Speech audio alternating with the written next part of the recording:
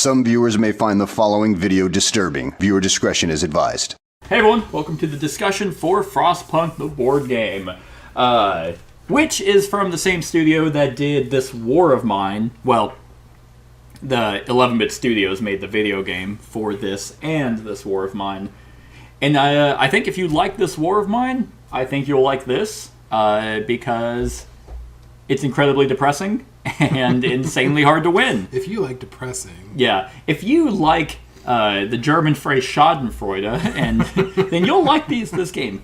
No, this is honestly the kind of cooperative game that I live for, because, in my opinion, if cooperative games are just too easy, they're one-and-done games. I know you're not the biggest fan of cooperative games in general, but if you just win all the time, it's like, well, why am I playing this? It should be challenging. Yeah. And both this and this War of Mine are incredibly brutal, but they're not stressful brutal.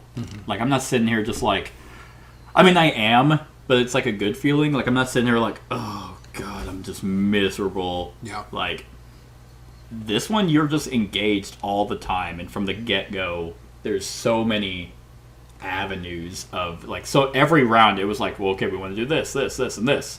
We can't do all those, so what do we do for the next round? Where it's just going to be harder to do that. Right.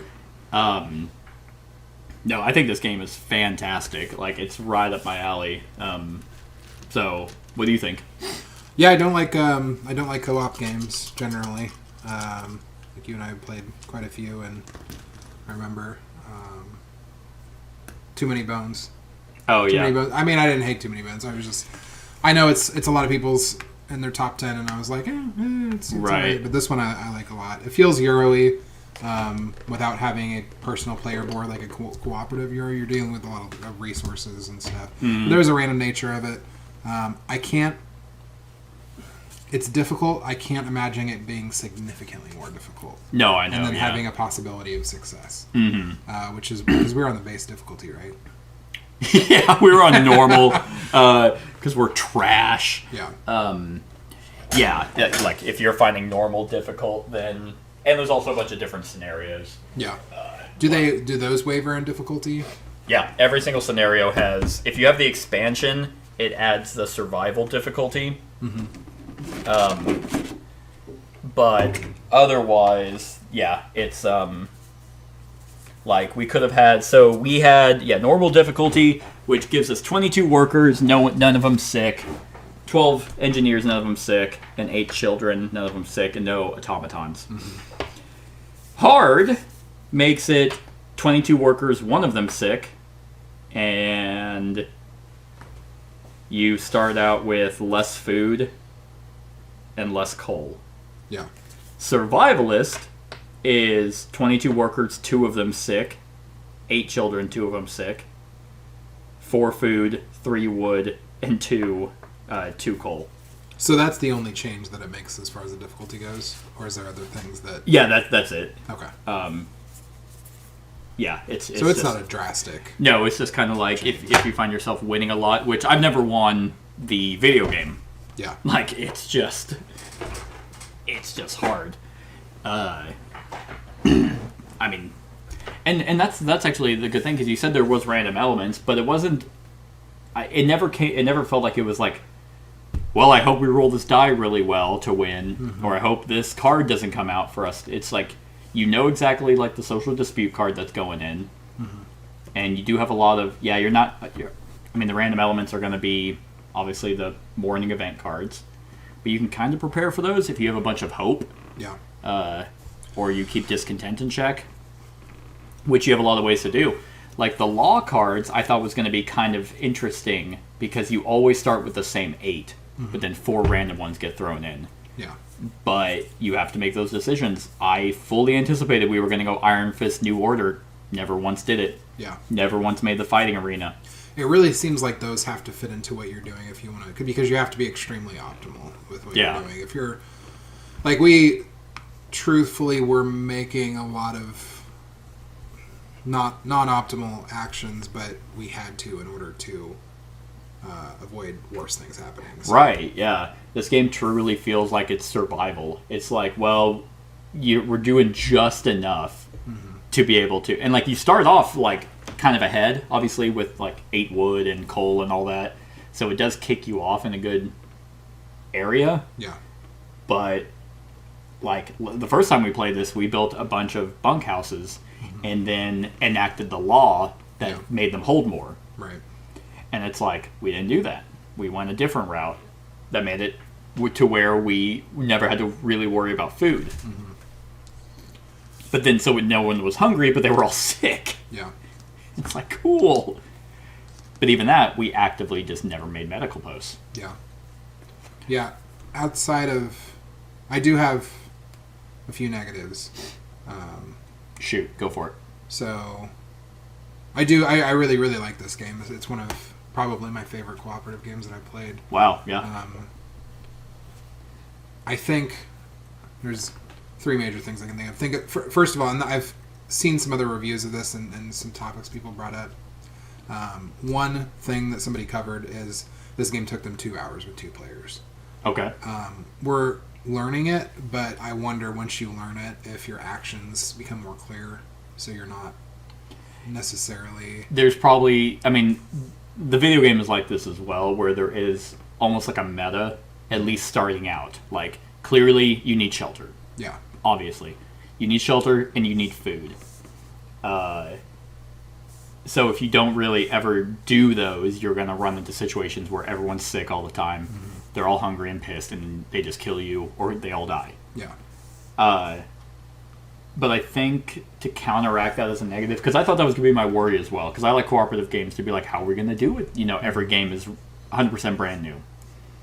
I think the motivation, or the morning cards, the texts that come out, and the dust cards and the decisions you make do make this game a whole new experience. Yeah. Even when you are building bunkers turn 1 every time. Yeah. Yeah, and you have random tiles out every single time. That is one thing it's going to go one of 2 ways whenever I play this more, because I went out and bought a copy after we played through half of a game because I really enjoyed it. But it's either going to stay consistently long and it's going to wear on me and I'll eventually sell the copy, or it'll streamline and it'll get a little bit quicker, because this did feel... It slightly outstayed its welcome for me. Yeah. Not to the point where I was miserable or not having fun, but it was getting to that point in the end. I was like, okay, let's wrap this up. Because we were probably on hour 4. Yeah. But that's my first one. Second, well, actually, I'm going to jump in on that one real quick, because my biggest negative is, this game is insanely long. Yeah. And if you're not prepared for that, then that can... I mean, normally one of my biggest complaints on a lot of games is, like, it took longer than expected. Yeah. And I hate just feeling like I'm sinking time into it. I knew this game was long because I watched Gaming Rules. Like, their 4-player game was almost nearly 5 hours. Yeah. And his solo game with him and another guy was nearly 3. Yeah. And he wrote the freaking rule book. And he's played... like, I think he kept saying this is his favorite game of 2022. Yeah. So if the writer of the rulebook and the person who plays this game a shit ton is nearly at the same time we are, this game is just long. Yeah. And the people who are saying it's 2 hours for 2 players, that's because they lost in 2 hours. Yeah, that's possible. Like, it's probably... I mean, they're like, it took 2 hours to play. Did you win? No. Yeah. I think that we could have cleared out, if we were very familiar with the game, we could have cleared out an hour, I think. Lost an hour. Especially if we had a little bit of experience going into it as far as guidance, as far as what we had to do, because both of us there would have been less conversations, which I enjoy the conversations. I think there would have been less, because it would have been more clear to us what the best actions were. At its core, this game is a solo game. Yeah. The video game solo. There's no co-op. This War of Mine is also solo. Yeah. But I play that with 2 because I like the discussions. I like this at 2. I would never play this with more than 2. Yeah. It would just be like... Because technically the turns... There are no turns. Yeah. It's just, hey, okay, well, which actions do we want to do next? And this has a little bit of... It's very thematic. It is reminiscent a bit of Nemesis, not in theme, but it's... one of the things that I always said whenever I played Nemesis, and other people have said similar things, it's kind of like you're watching a movie. You kind of experience Nemesis. You don't really play it. Yeah. I mean, you make decisions and things go certain ways, and this has more decisions, I will say, but this is more of an experience, and I think if you experience this 5 to 10 times, you're pretty much at your length for that. Probably. Unless, I mean, I think 5 or 10 times with the same scenario. Yeah. Because the scenario book has, I mean, just for the one we did, there's different rules. Like Frozen Grove adds the Steam Hub tech. And a different setup, and then crags add crag tiles. So, and this is just for this type of game where it's pretty much pure survival. But then it comes into where it's like, okay, now you're doing a new scenario about the Ark, and then you add the Dreadnought. Yeah. So I think this game actually was really smart, because if it was just a new home like this, yeah, I would agree. I'd be like, okay, I don't want to play a 4-hour game of just survival. But, oh, hey, let's do the one with the Dreadnought and see what that's like with the different difficulties. I think there is a lot of longevity, especially because it's so long. Yeah. I don't see this being broken out every day. How many scenarios are in the base game? Is that the expansion book, or is that the No, base this comes with the base game. Oh, okay. So, because the Dreadnought expansion is just the miniature of the Dreadnought. Like, otherwise, it's these tiles here. Where are they? Oh, so the game comes with it. Yeah, the game comes with it. It's just if you want the Dreadnought miniature. Oh, that's cool. But there are... I was worried I didn't have it. I was like, I want to be able to play that. 4, 5, 6, 7, 8. 8 scenarios. And that's where, if you're somebody who is going to play something 1 or 2 times and then move along, especially if it's one time, which I'll play that intro scenario a few times, and then the other ones I'll probably play it quite a bit less. Right. Unless they're really good. Yeah. But that's what I'm saying. It's so difficult of a game that chances of you winning each scenario your first time is almost slim to none. Yeah. Like, we didn't even get to see what round 11 brings. Yeah. Because we didn't even get to see what Winterhome, because that popped up, and it's like, oh, okay, well, good thing that guy got out of here, because we're all freaking oh shit. The Dahmer party. Yeah. The Dahmer. Jeffrey Dahmer's party! If it turns out that this game, like, there is not necessarily a meta to it, but a way to start the game, jump in, and really excel, and, like, be going strong at round 7 or 8, that, to me, is very interesting. Right. If it's, you're barely hanging on, and you just gotta survive, like, towards the end, and that's a little bit less interesting to me, because that's where it begins to feel a little bit more random. It's like, well, which one did I sink the most points into? Did I sink it into not having a bunch of cubes, or not having people who are hungry, not having people who are sick, the, like, content of how people feel in the, like, or my resources available, and I'm still functioning that way? Like, if it's one thing where you didn't feed into one thing and then you just get punished just for that because you randomly draw a card, that's where it could feel shitty. And I'm not saying that necessarily is the case. I haven't played the game enough to... No, I agree. No, I would imagine that there is. We haven't played this game, like, a ton to meta it. Yeah. But I bet you that's why there's difficulties. Yeah. Like, there's probably people who can play normal and win every time after a few plays, and it's like, okay, now let's go to hard or survivalist. Because if I lose in any game, whether it's cooperative or competitive, if I can figure out why, if I can't, then that's where it starts to become frustrating, where it's like, okay, I don't see why I would change anything. Yeah. So why did I lose? And in this, I mean, there's multiple areas where, like, I can point to why we lost. We didn't ever heal anyone. Yeah. We didn't explore enough of the board. We probably focused too much on getting that coal thumper out instead of trying to do the wall. The laws we enacted. We did keep on talking about it, and I was like, yeah, that'd be cool, because we get coal right away, but... Which we need coal to heat. Then we got to send people to go pick up the coal that it, like, shoots out, and like I was like, how are we going to even do that? Because we don't have any fucking workers. Yeah. We never got, like, if you can get, like, the wall drill out and then just get a consistent area of wood, then all you need is the charcoal hub. Yeah. You get 3 wood, spend 1 of it to turn into 4 coal. You really need to know the functions of all the buildings, and not to play your first game. Like, you can jump into this game and have a good time not knowing all of that. At least I can. This game is for a very specific group or single 100%. person. Oh, yeah. It's not for everyone. This War of Mine is the exact same. If people are like, oh, should I play that? I'm like, probably not. Yeah. Like, it's fucking hard. These games are insanely hard, and if you want to feel like in cooperative games that you always have a chance of winning, bypass both of them. Because even in this War of Mine, which I have won before, the entire time I never felt like I was winning. Yeah. But I never felt like I was losing either, if that makes any sense. Yeah. Like, it wasn't until literally the last round in this game that I was like, nah, we don't got it. Yeah. But up until then, I was like, no, we can pull it through. Then I looked, and I'm like, whenever I looked over and saw the generator phase that we didn't have any coal, I'm like, yep, there it is. Yeah. And I find that extremely fascinating. I enjoy brutally hard co-ops that are fair. Ghost Stories and that shit doesn't count. That's not brutally hard. That's faux difficulty because you're rolling dice the whole time. Yeah. This, you have control the entire time, except obviously for the cube tower and the generator. But there's even a way, to alleviate that. You can upgrade the generator. Yeah. And then pop that in. And we even tested this out last time to see if... And it works surprisingly better than you'd think. Yeah. Just for catching cubes. Yeah. And if they're in there, they're probably going to stay in there.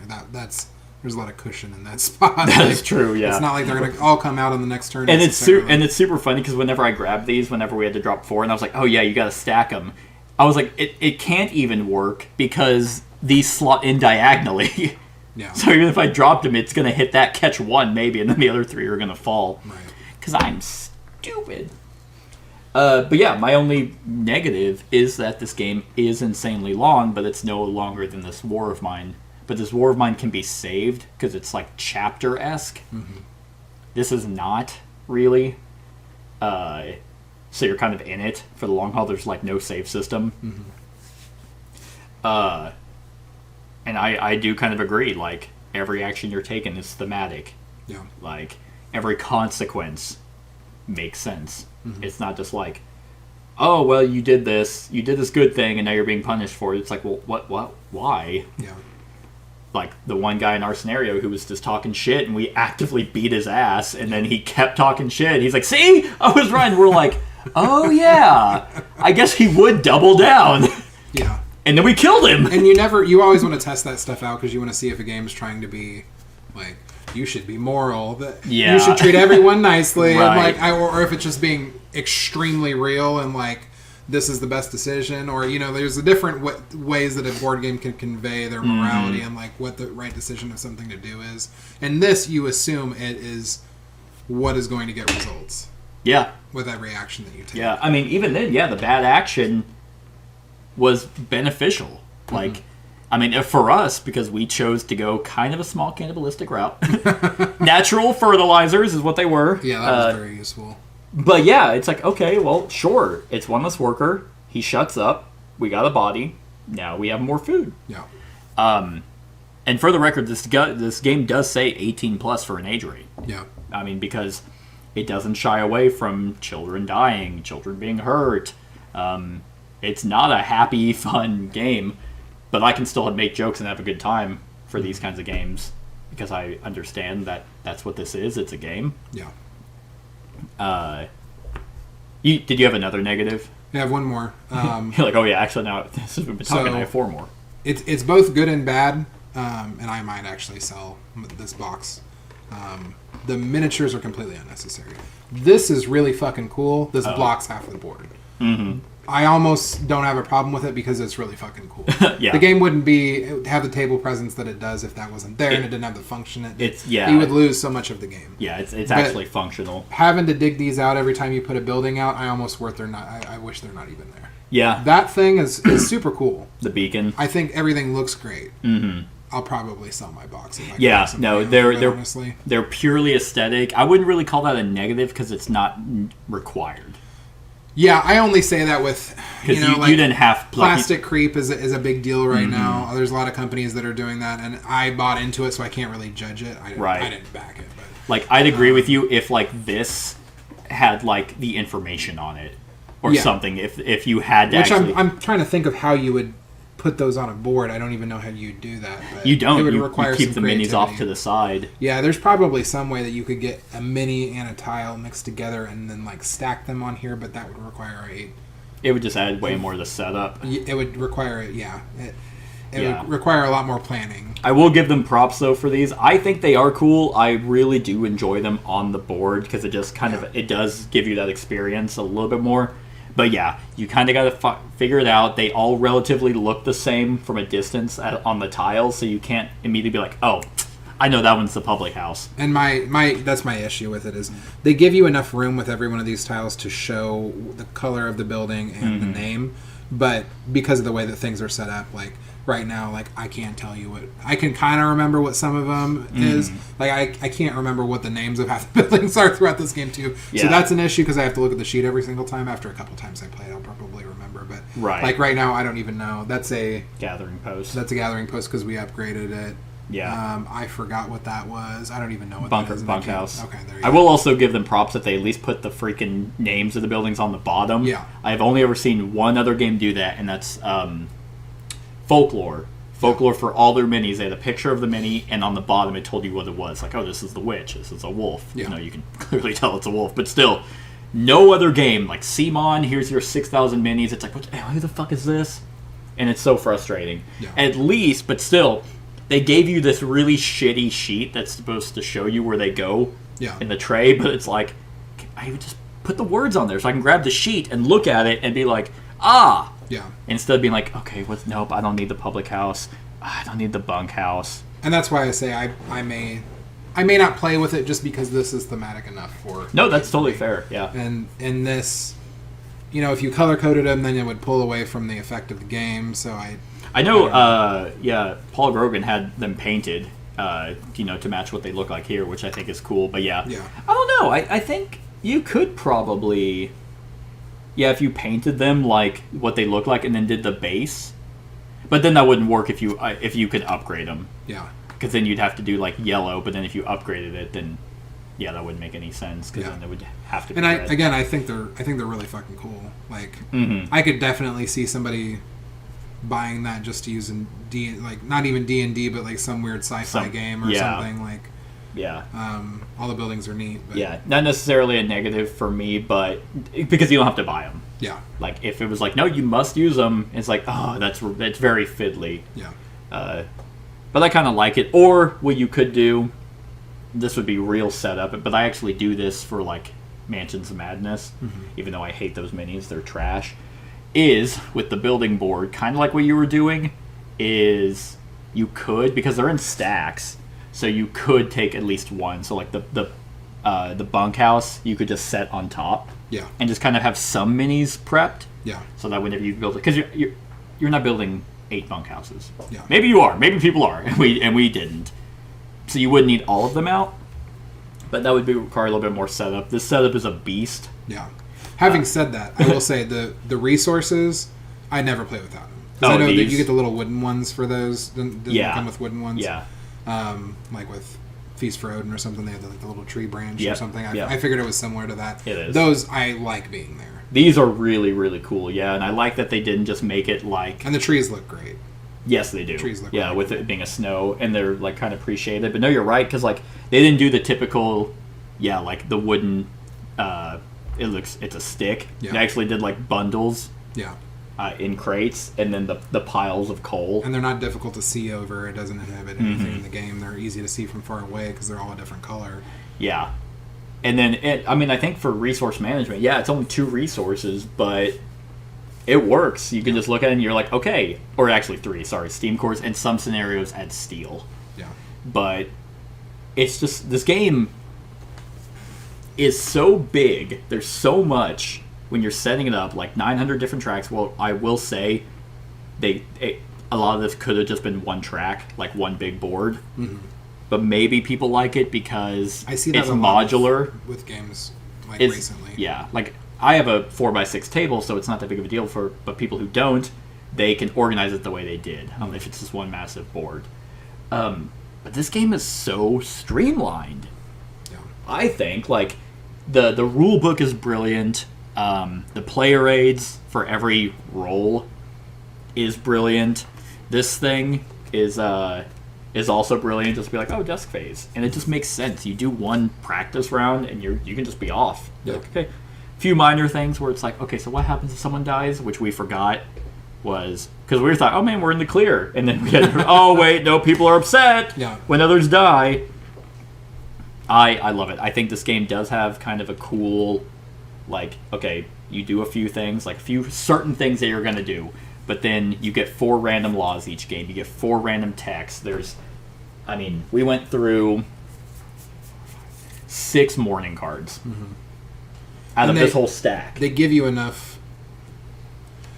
Every single round you have to dedicate a certain amount of your workers to just getting by. And then, especially in the beginning, you have a little bit of free space to do what you want. Yeah, like the first round I was like, man, what do we do with these extra workers? Now we're like, yeah, they're all dying. And I think that's, while everything looks good, there's certain things you should do, and then, maybe build an extra thing that will help you in the long run, because I'm always thinking of it as in the Euro way of like, we need to build this now, but it almost seems like right when you jump in, you have to have all these things immediately. Yeah. So I think for the longevity of it, I will say the amount of cards and random things you can add, laws and technologies and all that stuff, is going to give you a lot of longevity because you're only going to be able to do just a minute amount of them. No, exactly. I also like the fact that, those are the core buildings, but there's a lot of unique buildings based off laws that get passed. Yeah. I think that's really neat.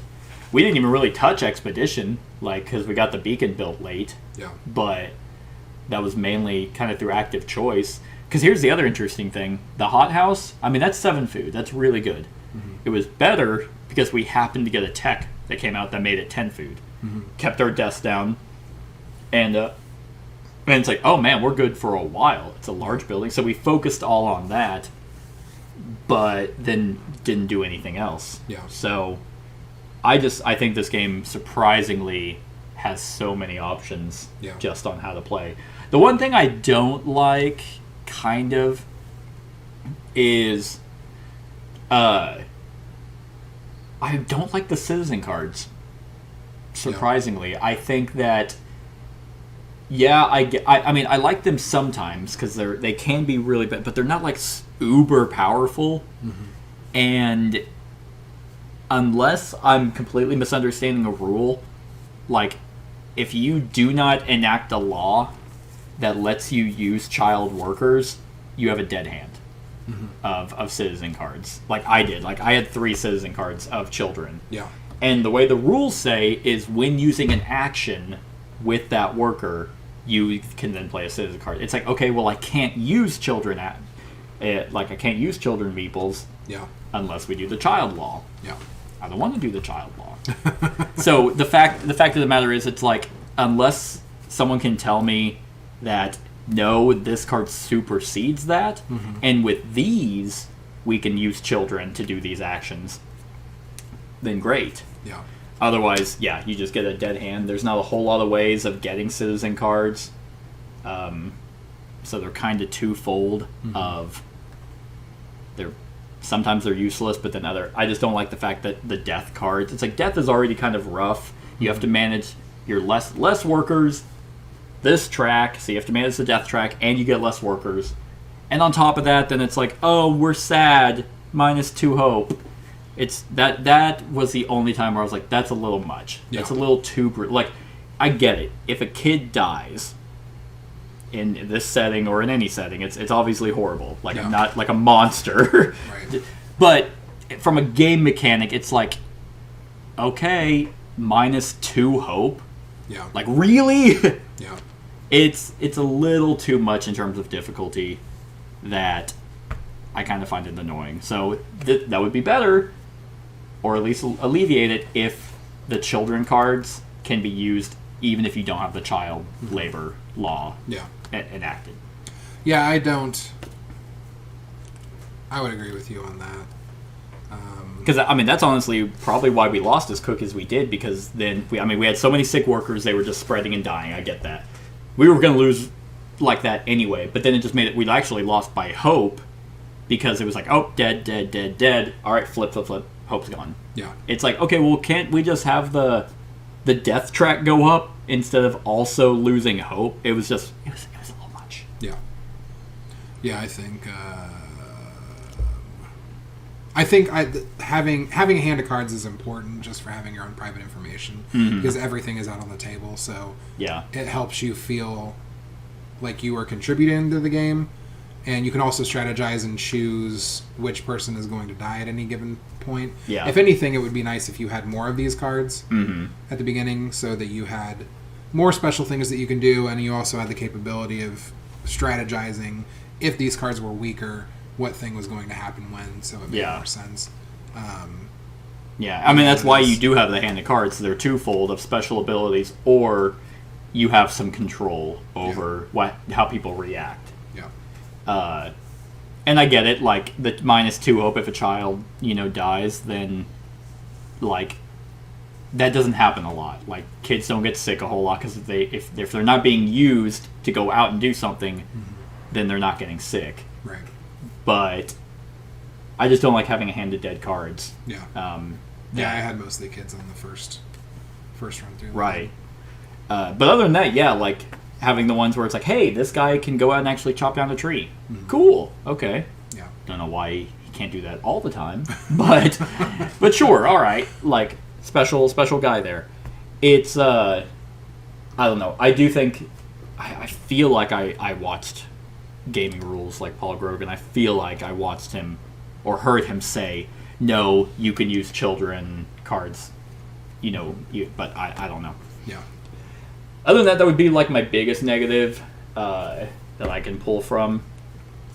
Other than that, I think this game is great. I love the Dusk deck, love the Morning deck, like kind of like we were talking about the Morning card. We went through 6 of them, and even then, it's like we had like almost all of them have decisions. Yeah. Which this is the stack of Dusk event cards. This, and then there's these specialized ones. Like, there's a bunch here, and content. And this is how Robinson Crusoe should be. Yeah. Where because Robinson Crusoe, and I've always played it this way, where it's like, hey, you find food. And it's like, do you take it or do you not? I know people who actively read what happens, like the consequence. I've never done that. Like, I always cover it because I'm like, well, I wouldn't know. So I make it thematic and then you shuffle that in. But I also don't like the fact that the back of the cards, you can be like, oh, that's one of the decision cards. I love the fact that it's like, oh yeah, we're going to make these people work even though they're tired. Okay, we'll take this one, shuffle it in. You have no idea when it's coming back. In this one, you can't do that. Also, on a side note, you can't just. And I thought about that, like reading the text and being like, what do you choose? Oh. You can't do that in this one. You have to know what's going to happen. Like, which I think is how they intended it because it's in the same paragraph of text. But no, I know what you're saying, but I mean, you don't know the consequence of the dust. Yeah, no, I hear you. Yeah. Otherwise, yes, like the Morning cards, it tells you. Anytime I play like a new game and somebody's like, and this and this and this happens, I'm like, well, are you supposed to tell me that, or I don't know, like, and oftentimes it won't say in the rule book, so this one it's very clear.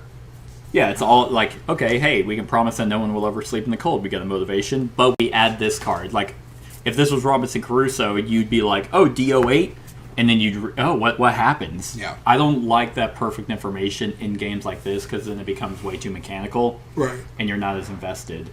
But in future games, like we've had the one with the child's play. Last time we played this, where we did call them explorers, and then we actively sent a worker out.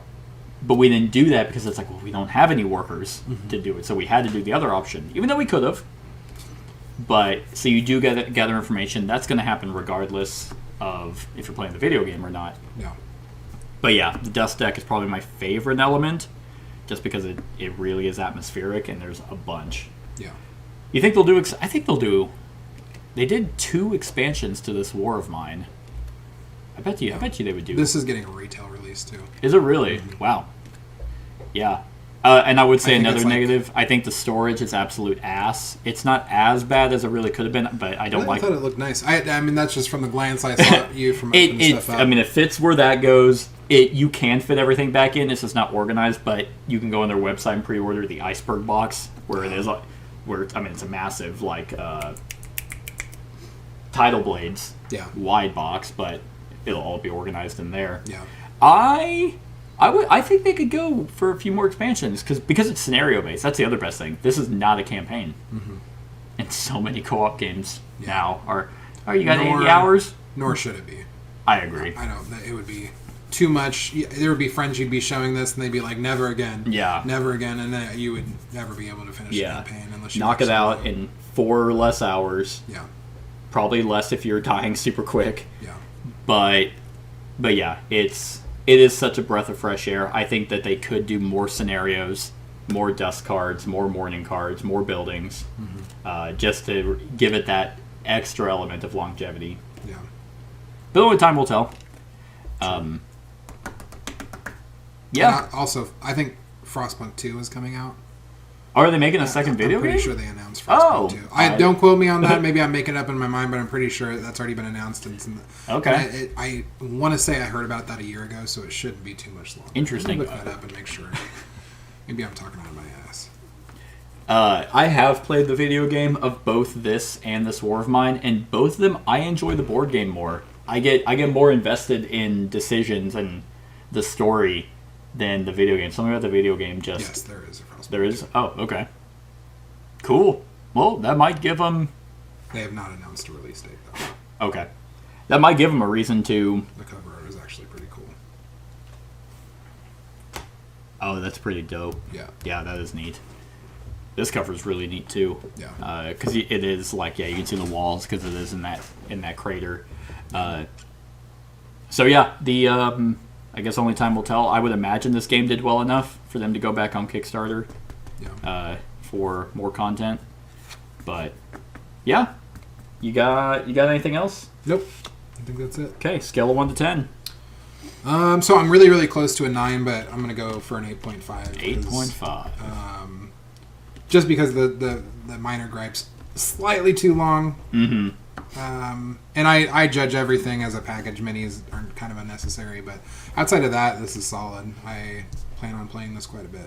Yeah, I'm having a hard time on which one I like more between This War of Mine and this one. Mm-hmm. Like, they're both in that same vein. So let me look at what I gave This War of Mine, which was that's a while ago. This War of Mine got a 9, so this will also get a 9. I didn't think I gave This War of Mine a 10, although they're both very, very close.